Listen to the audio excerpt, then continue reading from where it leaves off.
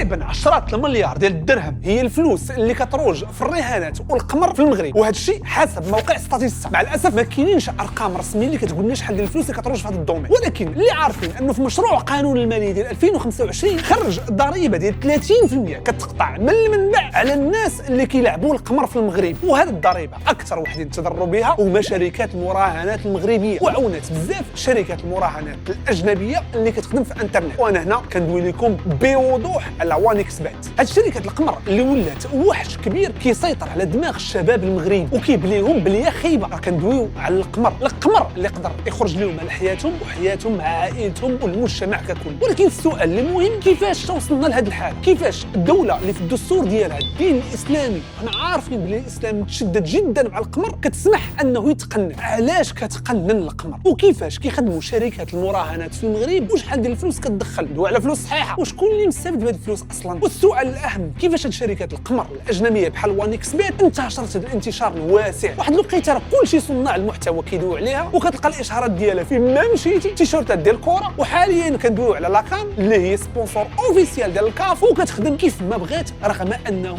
ماشي قانونيه في المغرب. واش الدوله غتخلي هذه الشركه حتى تبلي لنا كلشي الشباب المغربي؟ فعطيني عقلك مزيان، حيت الطبق ديال المعلومات اللي كيتسناك في هذه الحلقه ممتع جدا وغادي تدهش دهشه بحال كيف ما دهشنا حنا كاملين كفريق عمل. حنا كنوجهوا ابديا.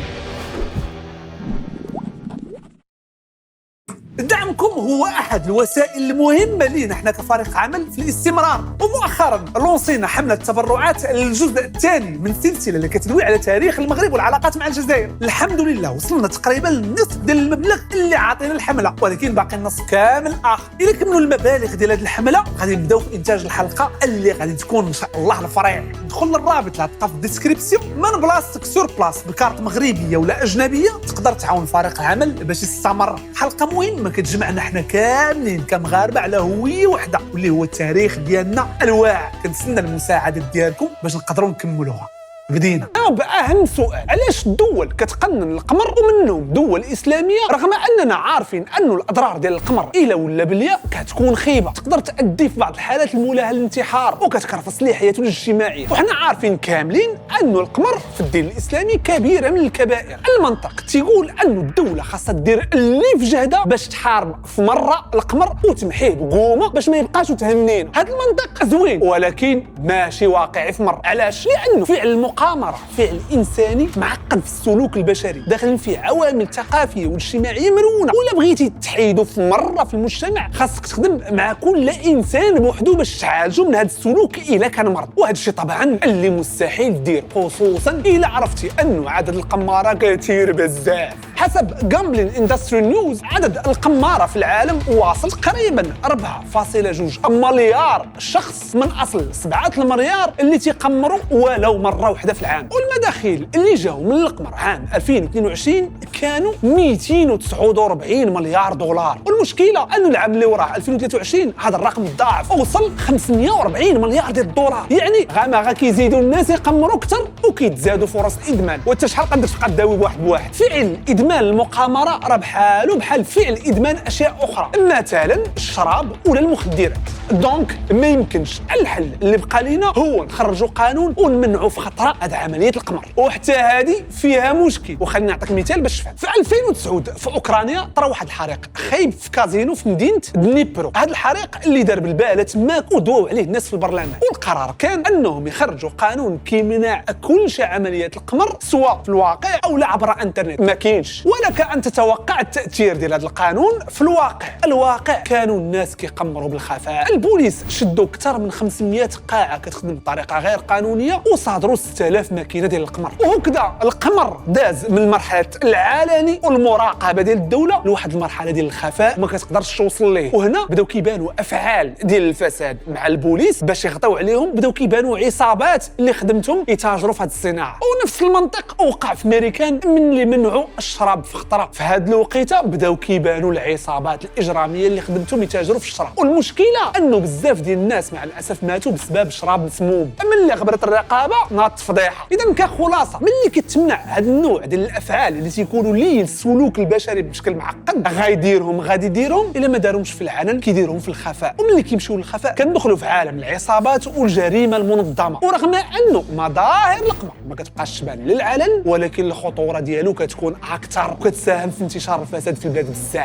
اذا المنع ماشي حل، الحل هو التقنين وتراقبه. وهذا الشيء نيت اللي كتقول منظمه الصحه. التقنين هو اكثر حل فعال بالنسبه للدول وكيعطيهم مداخل اضافيه ديال الضرائب. مثلا في المغرب وحسب فوزي القجع قال باللي شركات القمر والمراهنه المغربيه كتدخل ما يناهز 2.5 مليار ديال الدرهم كضرائب للخزينه المغربيه. وتقنين القمر في المغرب راه بدا من شحال هادي مع الدخول ديال المستعمر الفرنسي. قبل منه كانوا المغاربه تيقمروا، ولكن داك الشيء خفيف كيشبه لينا تيكون غير في السواق، بحال العيطه كيقول لك نعيط على اللاص، لاعبين كارطه لا طلع لي اللاص ربح. اولا اللعبه ديال القيطان ولا القنب كتحط صبعك تتبان لك خاويه على الجر ما كاين والو، هو تيربح وانت لا، ما كتفهم تجيب عائلتك كامله حتى صبعان وما تجيبهاش، غتخسر.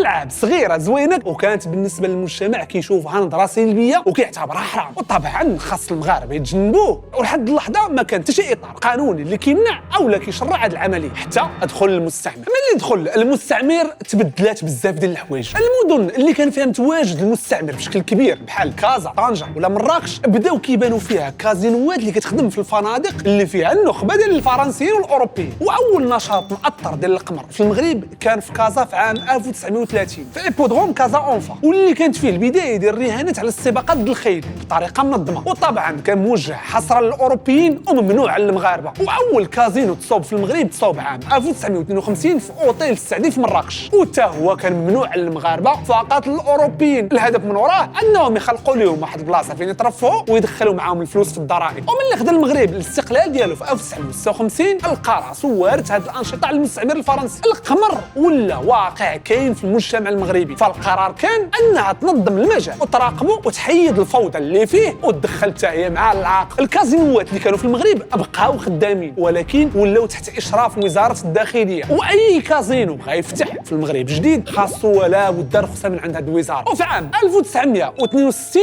الدوله غادي تصاوب اول شركه ديال الرهانات اللي مختصه في الرهانات الرياضيه واللي سميتها توتو باري سبورتيف، اللي غادي تولي من بعد لا ماروكان دي جو دي سبور MDGS كشركه مساهمه، يعني سوسيتي انونيم داخله فيها الخزينه العامه للدوله ب 90% والسي دي جي ب 10%، يعني كامله ديال الدوله. وكتكون تحت الوصايه ديال وزاره التربيه الوطنيه والتعليم الاولي والرياضه، والوزير تيكون هو رئيس مجلس الاداره ديال هذه الشركه. وكتخصص الارباح ديالها 100% لواحد الصندوق خصوصي اللي كيبان في قانون الماليه سميتو صندوق التنميه الرياضيه FNDS. هذا الصندوق الخدمه ديالو يمول البنيه التحتيه الرياضيه والتجهيزات ديالها والتنقلات ديال الفروق الوطنيه. وفي عام 1972 الدوله زادت لنا خطوه اخرى باش تقنن مجال اخر في القمر واللي هو اليانصيب اللوطخي، وصوبت لنا واحد الشركه جديده سميتها لا لوطخي ناسيونال، واللي حتى هي في ملك الدوله وكتكون تحت الرقابه ديال رئيس الحكومه، وممكن يفوض هذه الرقابه ديالو. حاليا راها تحت الرقابه ديال لا سي دي جي. والهدف ديال هذه الشركه هو تنظيم اليانصيب بطريقه قانونيه وشفافه. واليانصيب اشنا هما بحال هذوك الوراق اللي كتحك تفوز تربح شي لعيبه، اولا دوك الكرات اللي كيكونوا فيهم ارقام كيتسمى اللوطو اولا الكيلو. وحتى هذه الشركه الفلوس اللي كتجمع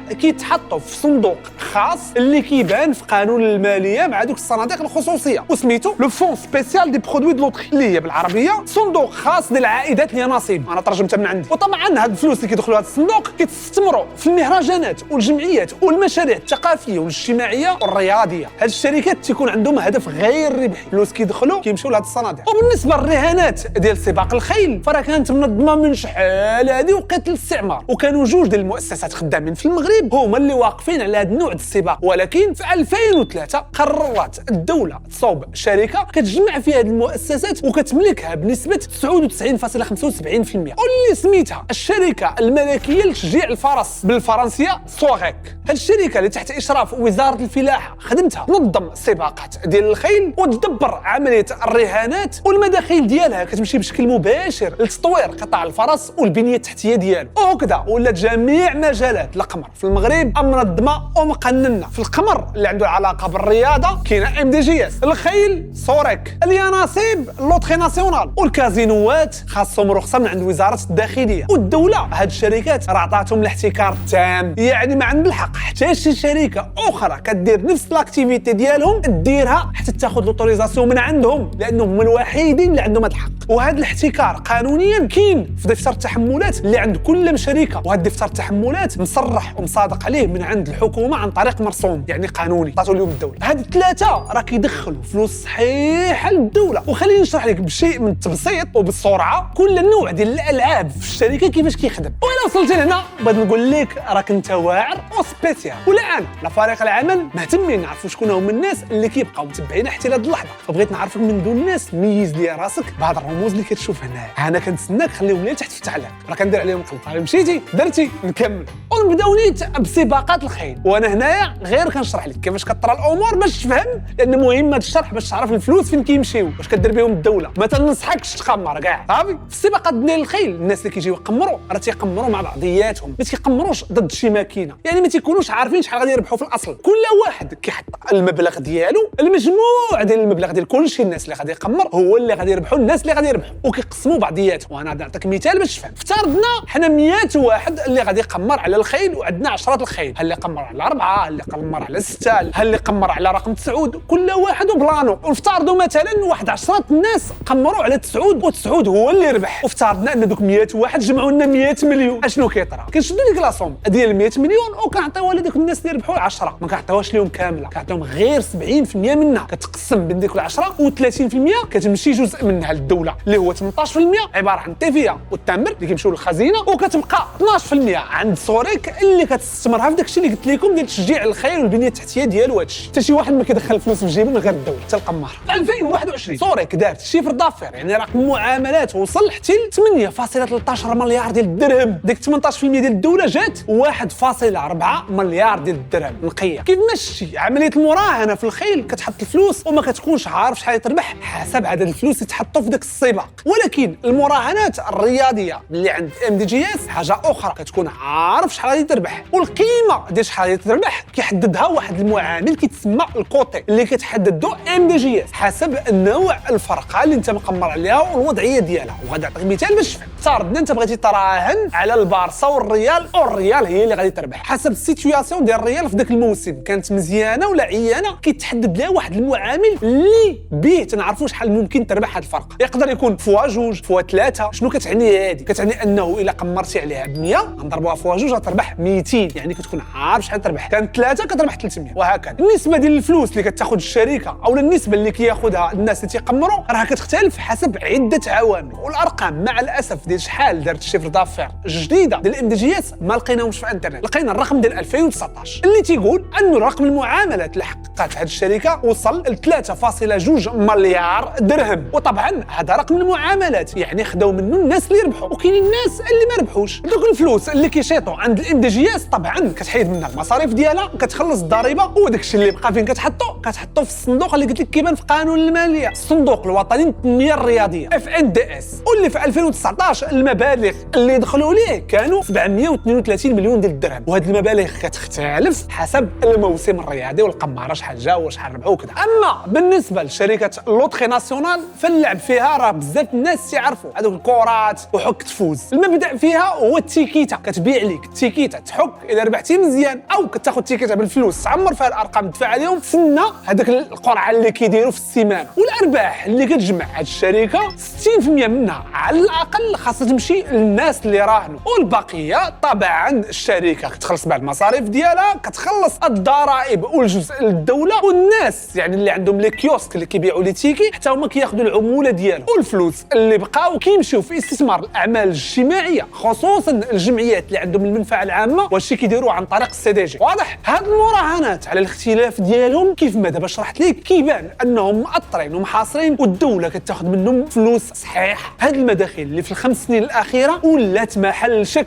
وبدات كتنقص، والسبب هما شركات المقامره العالميه اللي كتخدم بار انترنت بحال وانكسبت او ستيك، واللي انتشر بشكل كبير. وفي 2025 وزير المنتدب المكلف بالميزانيه فوزي القجع قال اللهم ان هذا منكر، راه هاد الشركات تتاخذ لينا فلوس كثيره، والمشكله كتخرجها بالعمله الصعبه وما كاينش كيفاش نديروا ليها، ما عندهاش لا اطار قانوني ولا دفتر تحملات، وحتى العنوان في المغرب ما عندهاش، يعني ما كاينش كيفاش باش دير ليها جاتنا من الهواء صح ما كاينش كدير. واسباب ازدهار هاد الشركات في المغرب كثيره ومتعدده، منها انها سهله الولوج بار انترنت بسهوله، زائد انها كتربح اكثر من الشركات المغربيه، زائد انه فيها جميع الالعاب اللي تخيل في بلاصه واحده في السيت واحد، بالاضافه انها كتخسر فلوس كثيره على الكومينيكاسيون والتواصل. راه كاملين شفنا قلت لكم في الدخله المؤثرين اللي داروا لها اشهارات بالعرام، وحاليا انا كندوي معاك الاشهارات ديالها كاينين. زيد على هذا الشيء كامل كتستهدف بالاساس شريحه الشباب، والمغرب فيه شريحه واسعه ديال الشباب. حسب تقرير المعهد الملكي للدراسات الاستراتيجيه قال باللي الناس اللي قمروا في 2021 في المغرب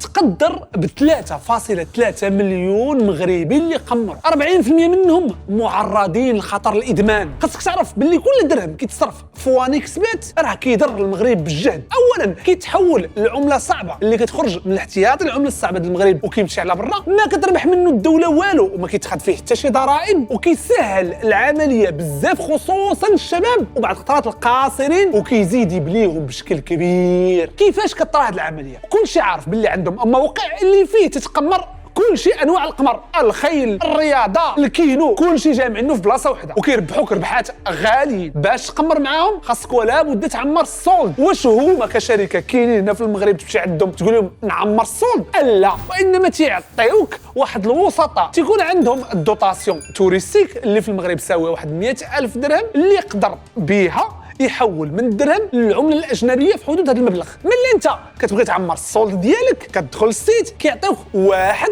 من هاد الناس اللي قلت لك. في كل بنكه مغربيه عندهم مجموعه ديال الناس، انت كتاخذ الكونتاكت ديالو كتصيفط ليه في الحساب البنكي ديالو شحال بغيتي تشارجي وكيصيفط الفلوس، وانت تيبان عندك السولد تشارجا، وهو طبعا تيربح واحد العموله واضحه. وهكذا هاد الشركه كاع ما كتبان كاع وما عندها حتى شي علاقه مع حتى شي بنكه مغربيه. والوسطاء اللي تيكونوا بينك وبين هاد الشركه راه كثير، كل وسيط شاد بنكه، يعني غادي تلقى واحد اللي عنده نفس البنكه ديالك باش التحوال ديال الفلوس يكون فابور، لانك الا حولتي الفلوس من حساب اخر ديال نفس البنكه هاد العمليه كتقام فابور، وبالتالي ما كيتقطع عليك والو، كلشي كتاخذو ونكسبات نقيه. وطبعا ماشي هي الطريقه الوحيده باش تشارجي الكونت ديالك، ممكن تشارجي بالعمولات الرقميه صعيب طراسيهم هادو، وحتى بالحساب البنكي ديالك. والدوله في مشروع قانون المالي ديال 2025 جات باش تحل لنا هذا المشكل، والاقتراح اللي اقترحت هو انها تفرض ضريبه ديال 30% كتقطع من المنبع على اي واحد ربح في عمليات القمر، وكتفرضها على كل شيء، الشركات الوطنيه وحتى الاجنبيه. وانا جبت لكم حل المريكل. وطبعا هذا الحل هو خراب بيوت حرفيا الشركات الوطنيه. علاش؟ لانه هاد الشركه الاجنبيه فين غادي تشدها؟ كيفاش غادي تعرف باللي خونا ربح؟ ما كاينش عندك يدير، في حين الشركات المغربيه ممكن تعرف خونا اللي ربح وشحال، وممكن تقطع عليه من المنبع. الاشكال فين كاين؟ الاشكال لانه اصلا هذاك اللاعب اللي كيلعب في المغرب ما تيربحش بحال لاعب في وانيكسبات كيربح قل، لانه هاد الشركات بالقانون كتعطيه غير نسبه من الارباح، والشيء الاخر كتستثمروا في داكشي اللي قلت لكم. الا زدتي عليهم انهم يقطعوا ليه مازال 30% اخرى غادي يولي يربح غير شويه مقارنه مع وانيكسبات كيربح بزاف. يعني كتزيد المنافسه تقصح، وصعيب ومستحيل الشركات المغربيه ينافسوا هاد الشركه هذه بالطريقه. خراب بيوت. وطبعا في النقاش ديال المشروع القانون المالي 2025 في الغرفه الثانيه طرح هذا النقاش وقال لهم راه ما يمكنش درتوا هذه القاعده هذه في ظل انه هاد الشركات صعيب تمنعهم حاليا، راك بحال كتخلي ضاربون. وتحيدات هذه القضيه على الشركات المغربيه وبقات فقط على الشركات الاجنبيه، هما اللي كيخلصوا القماره ديالهم 30% على الارباح اللي كيديروا من المنبع. ولكن السؤال كيفاش غادي يقطعوها ليهم؟ والجواب ما كاينش جواب، ما كاينش كيفاش. قانون كاين، تطبيق مستحيل. دابا السؤال كيفاش هاد الشركات الاجنبيه ديال القمر كدير الاشهار ديالها بكل علنيه في بزاف د البلايص في المغرب وحتى شي واحد ما كيدوي؟ وما تقولش لي هاد الشركات ماشي قانونيين وكيديروا الاشارات ديالهم في الموالاه. اش واقع؟ كما قلت لك هاد الشركات كيتعتبروا غير قانونيين. علاش؟ لانهم كيمشيو ياخذوا واحد البرودوي اللي عطات الدوله فيه الاحتكار لواحد الشركات معينه بلا ما ياخذوا لوتوريزاسيون ديالهم. هذا هو الفعل غير القانوني اللي كدير هاد الشركات، زائد انها ما كايناش في المغرب باش تخلص الضرائب ديالها والروينه. وفي الحاله ديالنا ديال هاد وانيكسبات والشركات اللي بحالها، شكون اللي معني بالامر؟ اللي معني بالامر هما هاد الشركات اللي عندهم الاحتكار. حنا الوحيدين اللي عطاتنا الدوله هاد الحق. فاش مشاو كيديروا؟ مشاو كيصيفطوا رسائل للناس اللي كيديروا هاد الاشهار وكينبهوهم، تيقول لهم شوفوا راكم كديروا اشهار لواحد الشركه الشركه كتستعمل واحد المنتوج اللي ماشي ديالها، ما عندهاش الحق فيه، راه مخالفه للقانون. وبما ان ديك الشركه ما كايناش حدانا كيفاش نشدوها، راه انت اللي درتي فعل الاشهار راه كتعتبر مخالف للقانون، كدير اشهار شي حاجه ديالك، فهمتي؟ ووصلت بزاف صناع المحتوى رسائل من هذا النوع خصوصا عند الام دي جي اس، وطبعا بزاف منهم اللي قالوا بعد علينا هذا الصداع وما بقاوش كيديروا هاد الاشهارات، وكاين اللي قال لهم انا تبت وراه واصله هذيك الرساله وخايف. تقنين الرهانات والقمر في المغرب ولا في اي دوله اخرى ما كيبقى عنده حتى شي معنى ملي كيدخلوا هاد الشركات الاجنبيه اللي ما كتحترمش القانون، لانه الغايه الاولى من التقنين هو الحد من هاد الظاهره ديال القمر اللي الا مشات تتبلى بها شي واحد لا قدر الله تقدر تخرج ليه على حياته وحياه عائلته في المجتمع. والغايه الخلق هاد المؤسسات القانونيه هو واحد المفهوم كتسمعوا بزاف، هو اللعب بمسؤوليه. هاد المؤسسات المقنعه المحليه راها كتراعي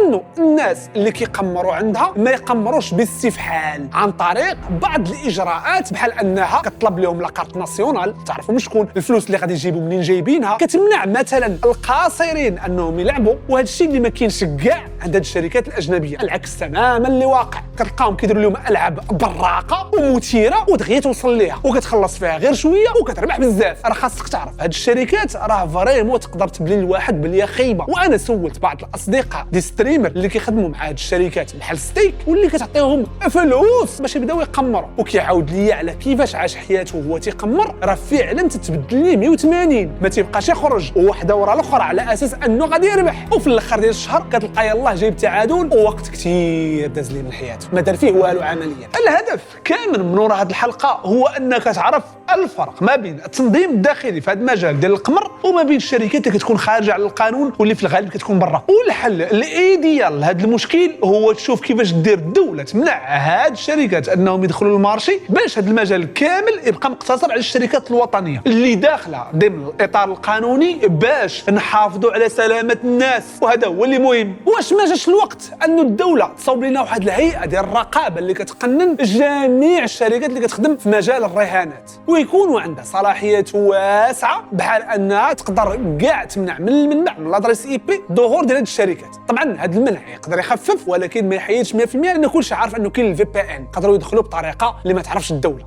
انترنت قلبت الفيلم كامل. فدابا بغيت نعرف الراي ديالك، اشنو الحل اللي ممكن يدار بشكل عملي ويمنع او لا يقلل الضرر ديال هاد الشركات، لان فعلا استفحلوا عند الشباب بطريقه خايبه، راه تيقتلوا مفهوم القيمه المضافه، كتولي ساهل تلعب دبر العاقه ماشي ضرب تمار، وهذا مشكل كبير. بغيت نعرف الراي ديالك تحت في التعليق، لا انا لا فريق العمل غادي نقراو وغادي نكونوا فرحانين به. على الله تكون عجبتك هذا الفيديو وتهلا.